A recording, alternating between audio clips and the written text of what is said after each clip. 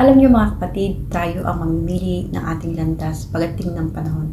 Kaya kung gusto mong magkaroon ng bahagi sa kaharian sa langit, ay maging mabuti na tayo dito sa lupa dahil ito ang susi ng ating buhay, ang pagsunod sa mga utos ng ating Panginoon.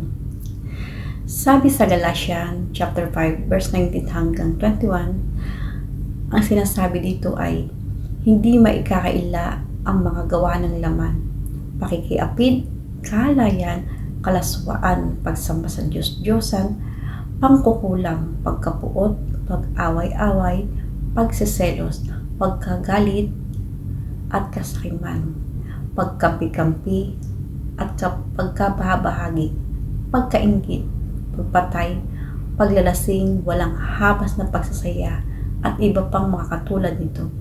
Muli ko kayong binabalaan, ang gumagawa ng mga ito ay hindi magkakaroon ng bahagi sa kaharian ng Diyos.